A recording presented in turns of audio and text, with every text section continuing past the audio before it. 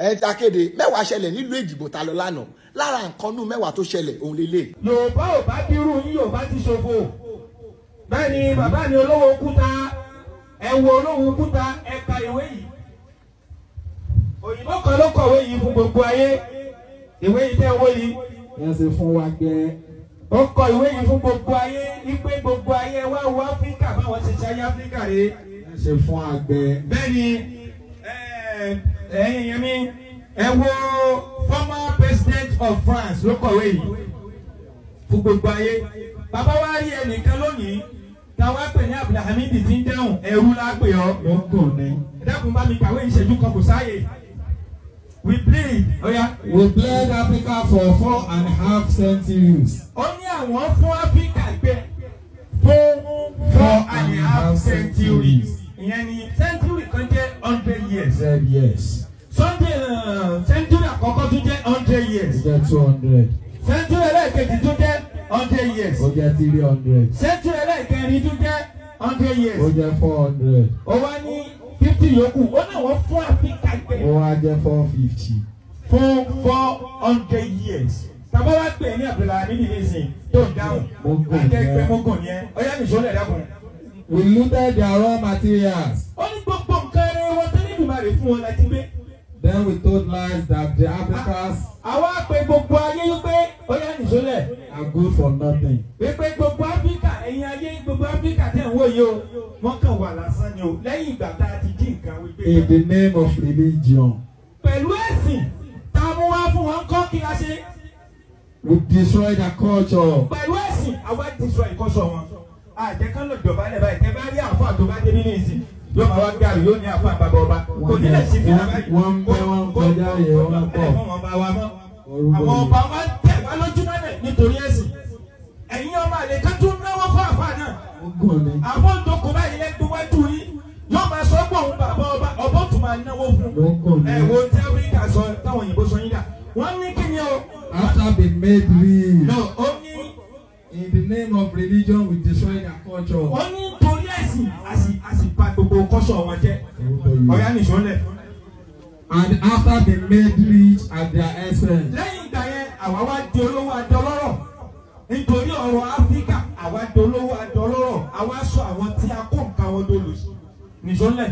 We now see their brains through miseducation. Àwa di ọpọlọ wọn nítorí a fún wọn ní ẹ̀kọ́ òdì. Ẹ wo ẹ̀kọ́ òdì tán fún wọn nísìnyí. Ẹ̀kọ́ òdì náà ni kò máa jẹ́ Abdulhamid. Ogún ni ẹ. Mógùn ni ẹ. Ẹ̀kọ́ òdì ni kò máa jẹ́ Abdulrasaki. Mógùn ni ẹ. Ọ̀pọ̀ òdì ni kò tó bá kó tún máa sòyìnbó. Ogún ni ẹ. Kò jẹ́ ọba kan tí wọ́n á gbẹ bẹ́ẹ̀. China ó wá sí ìlú àti Amẹ́ríkà àti China bàbá mi wọ́n pè wọ́n papọ̀. China ò sọ English. Ẹ máa wá interpreter fún mi. Ó sọ China ẹgbẹ́ mi. Ìdí mo fi fọ́ fún bàbá mi lówó kúta nìyẹn. Ó ti jẹ́ ti lẹ́yìn GoTV wọ́n tún gbé nǹkan kan wá báyìí. StarTime tó wá sí Nàìjíríà. China ló sọ. Ẹ máa wá Láti interpreter àwọn mi. ìwọ ọba tó wá dòkó lórí àpèrè tó wá tún sọ English lẹ́nu sórí pé ìwé yìí ń bọ̀ orí. Ọmọ ẹrú ni. Dákun nìṣọ́lẹ̀. We now see their brains through miseducation. Ó náà jí ọpọlọ wọn nítorí ẹ̀kọ́ òdì. And propaganda to prevent them Àwa fún yín nírọ̀. from Àpá irọ́ fún wọn nítorí pé kó má lè wá gbé ẹ̀tọ́ rẹ lọ́dọ̀ wa mọ́. enacting black retribution Nítorí pé against kó má us. lè wá bèrè ẹ̀tọ́ rẹ lọ́wọ́ wa mọ́. Ẹ̀yin ọba wa, bàbá wa, Kábíyèsí. olóòkúta. Inú mi dùn bí mo ṣe rí yín lónìí. Kábíyèsí. Kò ní bàjẹ́ fún yín láéláé. Àṣẹ Èdùmàrè, àṣẹ Ẹ̀yin ọmọ kọ́lẹ̀ Yorùbá nìyí. Orúkọ yìí. Bírú tí wọ́n bá pọ̀, Yorùbá ṣòfò. Bírú tí wọ́n bá pọ̀. Àwọn ọmọ ẹrú. Ṣùgbọ́n bírú yín ò bá sí nínú ọmọ Yorùbá. Nǹkan bàjẹ́. Yorùbá gbé yányá. Àdúpẹ́. Ẹ̀yin lè jẹ́ kí ìran wa máa dùn. Kábíyèsí. Agbára Ọlọ́run kò ní bàjẹ́ fún yín. Àṣẹ Èdùmàrè, àṣẹ Ifá. Alágadá ńlá, alábàtàǹtà, aláwọ̀rangún kan. Orúkọ yìí. Alágbádá ńlá lórúkọ tá à ń pe fá. Alábàtàǹtà lórúkọ tá à ń pelẹ̀. Awárangún kan lórúkọ tá à ń pògùn. Orúkọ yìí. Gbogbo èdìdì ìdí tí wọ́n bá dì fún yẹn ẹ máa fi ṣe wọlé. àṣẹ Èdùmàrè àṣẹ fá. gbogbo àwọn tí wọ́n bá yín du ayé yín ẹ tẹ̀ wọ́n mọ́lẹ̀ sí ayé yín. àṣẹ Èdùmàrè. ilé yín ò wá ní parẹ́ bọ́lá. àṣẹ Èdùmàrè. ọmọ rẹ lẹ́bi o. àṣẹ gbogbo fá. ìjẹni yóò yáre. àṣẹ nítorí gbogbo nínú ilé ọlá tí wọ́n ní yọ ọmọ rẹ ń bẹ̀ mọ́. gbogbo ilé yín pátá ire ni ó máa jẹ́. àṣẹ Èdùmàrè. ẹ dákéde ìjẹ́gbọ́n nǹkan tí bàbá wa Ìwàlẹ̀ sí sọ ọ̀pọ̀ ọ̀rọ̀ tó sọ yìí ẹlòmíì ò tí ní ìjà ìwọ tó ń pera ẹ ní Abdul ǹjẹ́ o ti mọ̀ pé ẹrú ni ẹ báyìí ǹjẹ́ o ti mọ̀ ṣe rí lára nǹkan nínú mẹ́wàá nǹkan tó ṣẹlẹ̀ nílùú Èjìgbò òun nìyẹn máa mú wá fún yín díẹ̀ kó má dàbí pé akéde fẹ́ bọ yín pa ẹ̀yin tí akéde ire o. sí ẹni tá a sọ̀rọ̀ yìí tó commit suicide nínú economy Nàìjíríà yìí ẹ lọ wò ó àwọn ń try láti persuade government already àfi títẹ bá máa gbọ́ wọn ní kíníkan àwọn fẹ́ ṣe mo kàn ń wò báyìí pé jọ́ọ̀ la fẹ́ bọ́ ń bẹ̀ jọ́ọ̀ la fẹ́ bọ́ so nígbà táwọn Yorùbá bá ń perform woefully báyìí kí ló fà á tí wọn ò fi rí nǹkan kan ṣe tí Yorùbá ò fi fakọyọ nínú gọ́ọ̀mẹ̀ntì tó wà ń ta ní àìgbọ́ èdè Yorùbá tó tí mò ń try láti sọ àti culture Yorùbá tí ò sí lára wọn ẹni tó bá ní culture Yorùbá àwọn bàbá tiwa táwa gbọ́njúmọ̀ tó jẹ́ bàbá wa àmọ́ bí wọ́n ṣe ń control lé nígbà yẹn tí wọ́n níyàwó 4 5 wọ́n ti màsìkò tí ẹ gbọ́dọ̀ ní nǹkan ó lásìkò àgbàdo ó lásìkò oṣù ó lásìkò ìgbà tí wọ́n lọ ká obì ó lásìkò ìgbà tá a ká kòkó ó ní bí wọ́n ṣe arrangement pé everything yóò wà normal tí wọn ò dẹ̀ ní jẹ gọ́ọ̀mẹ̀ntì lówó but now àwọn Yorùbá tó ń grow lénìí kò sí Yorùbá lára wọn mọ́ àfi wá foreign idea àwọn British ló máa ń ṣe me and my wife ìwọ tó bá as an African man you cannot say you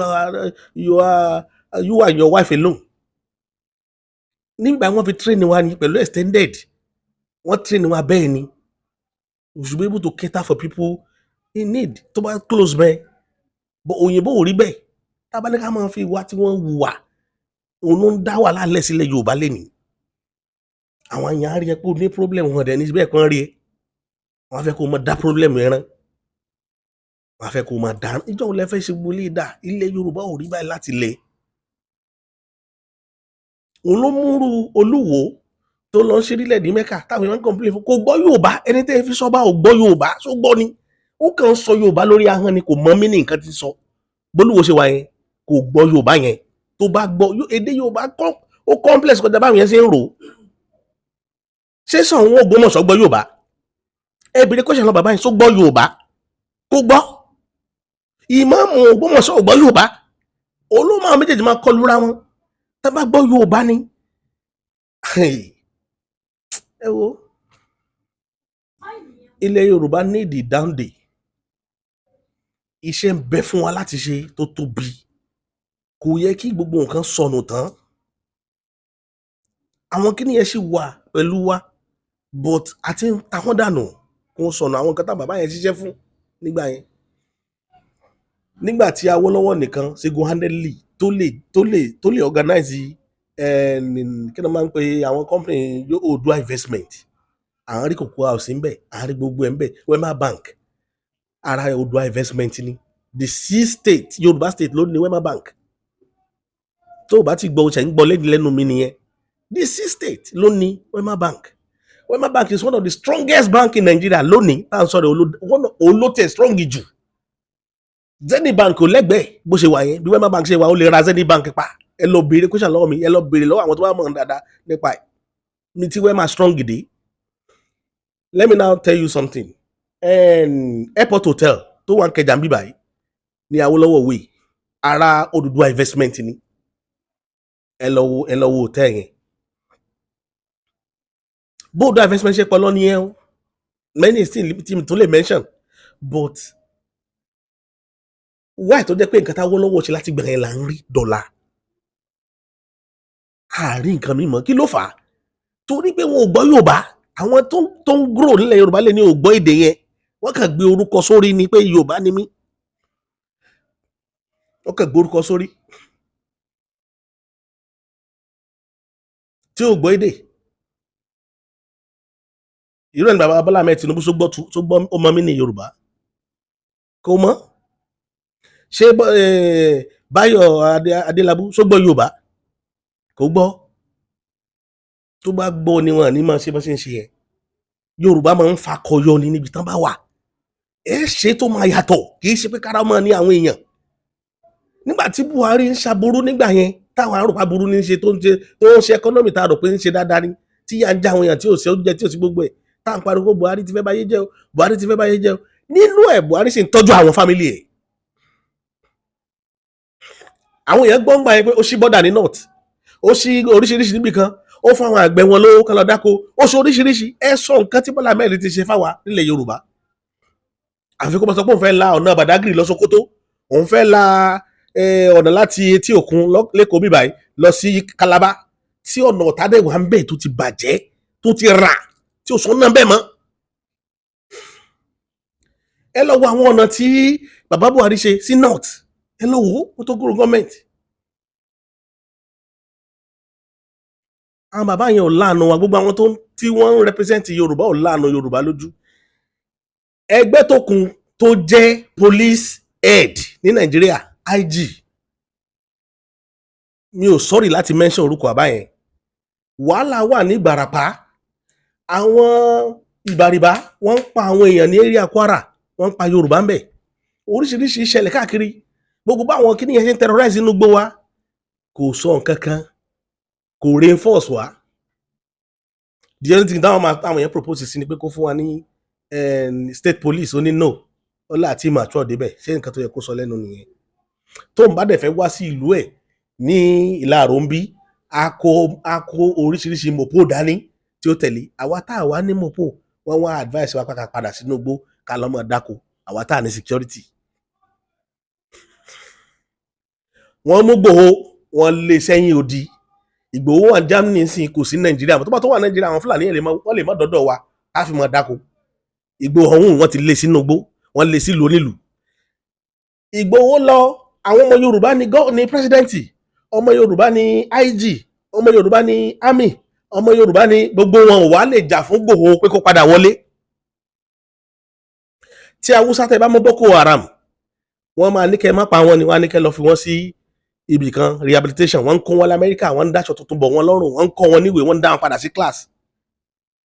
Ọmọ tiwa Ìgbòho kò yìnbọn sí yẹn o kò bá Fúlàní jà ó kàn sọ fún wọn pé ẹ fi rẹ bàbá mi lẹ̀ torí pé ẹ ń pa àwọn àǹtí ẹ ń pa àwọn ẹ̀gbọ́n ẹ ń pa fámìlì òun ẹ fi lóhun lẹ̀ ẹ mú ẹ lé sẹ́yìn odi ó kọ́kọ́ lò bí 2 years ní Kotonu kó tó travel padà sí Germany wọn ò fún chance àti wọ Nàìjíríà mọ́ a sì láàlọ́mọ Yorùbá ní gọ́fìmẹ̀ntì ṣé Yorùbá ṣé gbọ́ Yorùbá wọn ò gbọ́ Yorùbá mọ́ wọ́n ṣe wà yẹn ìtumọ̀ Yorùbá tí mo ní wọn gbọ́ nìyẹn wọ́n lè máa sọ lẹ́nu bọ̀ wọn gbọ́ tá a bá gbọ́ ni wọ́n mọ̀ pé ilé ẹni là á máa kọ́kọ́ ṣe ká tó ṣe ta èdè yẹn ni wọn gbọ́ mọ́ tí mò ń sọ so mo kàn wò pé tọ́lọ́run bá lè fún wa ṣe nílẹ̀ Yorùbá tó lè dá ìgbà padà fún wa tí ó gbé ọmọ bíbí ilẹ̀ Yorùbá jáde tí ó jẹ́ ojúlówó tẹ́jẹ̀ Yorùbá rìn lára rẹ̀ tí ó jà fún wa òun ni ká máa bẹ lọ́hùn fún ẹ má jẹ́ ká dó táwọn tí kàn fi irọ́ tú wa lómi ọbẹ̀ jẹ àwọn olóṣèlú yẹn o gbogbo wọn pátá ọ̀tá ilẹ̀ Yorùbá ni wọ́n they are still coming back in 2020 in the next 2 years they will come back to us tó bá wá wù wá ká tó embrace wọn ká mọ̀ ṣe kògán lẹ́yìn wọn àwa la máa wà ń bẹ̀ la máa jẹ̀yà yẹn lọ àṣírí ibẹ̀ lẹ́gbẹ́lẹ́dùn lẹ́yìn irú àwọn crisis báyìí ibì kan ló máa ti ń bẹ̀rẹ̀ a ti rí problem láàrin àwọn ọba tá a jẹ nílẹ̀ Yorùbá a ti rí problem lórí àwọn tá a yàn síjọba nílẹ̀ Yorùbá so gbogbo kínní yìí ẹ̀kọ́ ló yẹ kó jẹ́ ó yẹ ká organize the class anybody tó bá fẹ́ ṣáájú ilẹ̀ Yorùbá kó wá kó jókòó ká béèrè question lọ́wọ́ ẹ̀ ká yan àwọn ìgbìmọ̀ tí ó set panel fún wọn ṣé o fẹ́ represent Yorùbá ni àbó o fẹ́ represent ara rẹ̀ unlike irú Olúwo ń sìn ẹ́ mà para rẹ̀ ló represent kò represent interest Yorùbá irú ọba Ògbómọ̀ṣọ́ ara ẹ̀ ló represent kò represent ilẹ̀ Yorùbá Imam Mutalia ara ẹ̀ ló represent kò represent ilẹ̀ Yorùbá wọn ṣó sáyìn pé ọmọ Yorùbá làwọn wọn show sign.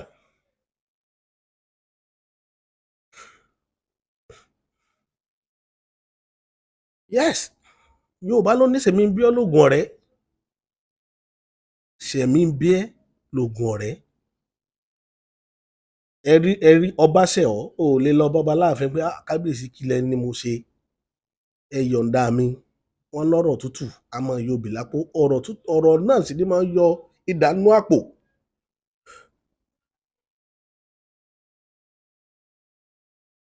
So lórí kéèsì yẹn èmi ò ní rí jù báyìí lọ lónìí, lágbára Ọlọ́run a tún máa mú àkọ́tún ètò míì wá láìpẹ́ lágbára lọ́wọ́ Elédùmarè ọba tó dá ayé àti tọ̀run.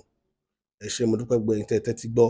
Then ẹni tó bá ní ipá àti agbára láti bá wa share àwọn ètò yìí káàkiri tìbútòrò ilẹ̀ Yorùbá kan fi rí gbogbo ibi tọ́mọ Yorùbá bá dé tán wà, ẹ bá wa ṣe o, ẹ ṣàánú wa o.